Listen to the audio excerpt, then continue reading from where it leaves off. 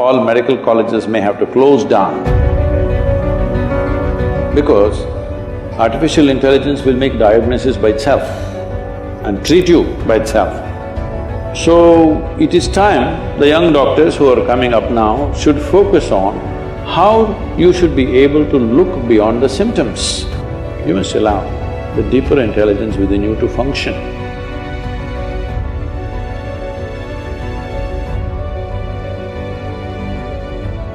The antibiotic resistance is increasing day by day and Ayurvedic practices are declining day by day. So how do we create a perfect amalgamation between the practices of Ayurveda and allopathy? Ayurveda and Siddha and naturopathy is growing big time in the West, particularly in Europe, very big. In India, of course, it's dying because they have to approve it for us to take it. Without their approval, we cannot take it. But we must understand the difference between allopathy and these other Indian systems. Right now, an Ayurvedic doctor is going to another medical college just like you go for 4 years or 5 years or whatever. So what he's learning is a downgraded medicine, downgraded understanding. An Ayurvedic doctor or one who wants to practice Ayurveda should not go to a 4-year course. You have to invest your life in it, otherwise it won't happen. Traditionally, from childhood, they learn to feel the herbs, they learn to feel the people, the pulse and this and that. This is developing a certain intuition where we don't go by the symptoms that you're showing on your body right now. We don't see your temperature and say, this is what it is. We don't look at those symptoms. We learn to look much deeper into the system to identify what exactly is right and wrong with your system. This will take a different level of involvement. That involvement is missing right now. We're looking at things, if I do this much, I must get this job or I must get this place in the world. With this, these systems may not function very well. You must have heard this, the same medicine one doctor gives in Ayurveda and Siddha, the same medicine, in one person's hands it works very well, in another person's hands it doesn't work well because the person who gives it is as important as the medicine, because it's not working just by its chemical composition. The entire allopathic system is working out of chemical composition. Anyway, there is a danger that in the next 25 years, all medical colleges may have to close down because artificial intelligence will make diagnosis by itself and treat you by itself.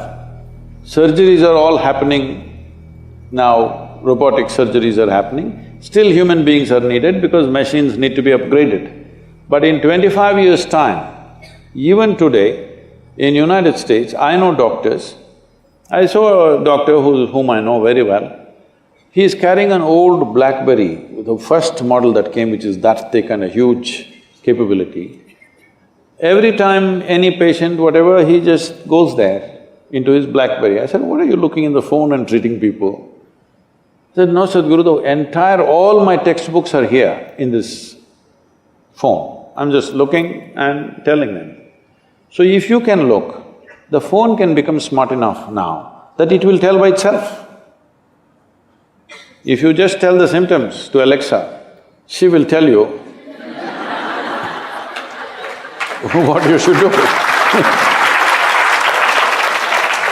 So, this form of symptomatic treatment may become irrelevant after some time because you're just gathering data and processing it and giving an answer. This a machine will be able to do better than any human being because it can process much faster and much better and not miss anything. So, it is time the young doctors who are coming up now should focus on how you should be able to look beyond the symptoms. This is what Ayurveda and Siddha is significant about. There was a yogi with whom I volunteered for some time for his medical camps that he used to have. It was like a festival. Okay, for everybody who comes to him, he has a joke to tell them and it goes on like a festival. Simply something he will give and people are cured, thousands of people will queue up for him every day.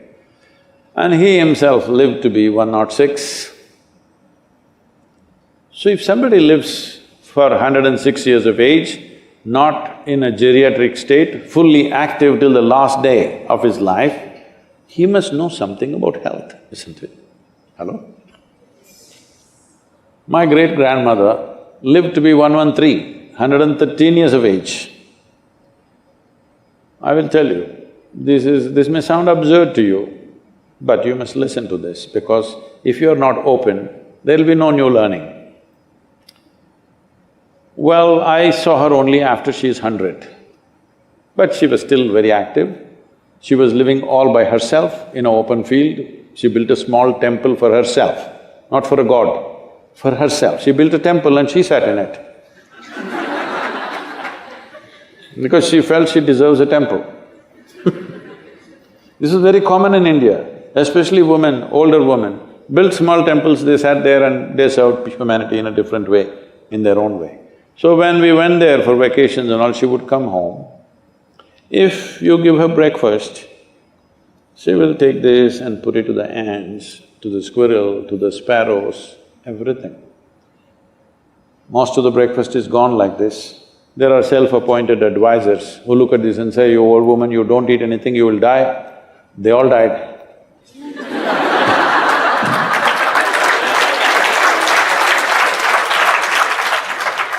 And she will simply sit there looking at these sparrows and ants eating, simply tears would be rolling from her eyes.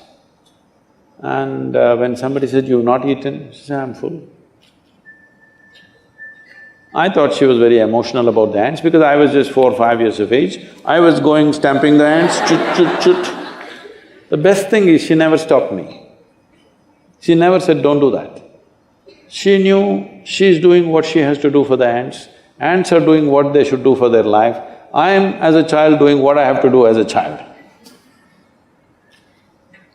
When I sometimes saw her like this and I asked, "What is this happening to you?" She would just laugh loudly and she would say, "Someday you will know." It took me over 25 years to know this, that your life is not nourished 100% by the food that you consume and things that you do. Life is a bigger phenomena than what you think in your head, much larger. Before you came, this cosmos was there, everything was working. After you and me are gone, still it'll be fine, isn't it? There is an intelligence beyond you. Don't immediately quantify it as God, this, that, because you're making a conclusion about things that you do not know. If you stay here, this is very important, if you live here clearly knowing you don't know a damn thing about anything, your intelligence will remain alert to everything. But you make conclusions, reading a book, listening to this and that nonsense, you say, "I know this, I know that, I know that." The moment you identify with your knowledge, you will become very small because it doesn't matter how much you know, still what you know is a minuscule in this existence, isn't it? But our ignorance is boundless. This is called as the intelligence of ignorance. If you always know that you do not know, your intelligence will remain super alert. Whether your body is awake or asleep, it will remain super alert. This is what a doctor must do because, I'm sorry to say such things, you may know medicine, you might have read all the books in the world, you might have treated many patients, but still, everything seems to be perfect, somebody will die in your hands. Everything looks like he's going to die, he will sit up tomorrow morning. You will see this happening, yes or no? So, there is intelligence beyond you and me, there's an intelligence which makes us happen, there's an intelligence which can make a mango into a human being. If you don't allow that to function within you, if you think everything is in your head, you will become a dumb doctor. You must allow the deeper intelligence within you to function.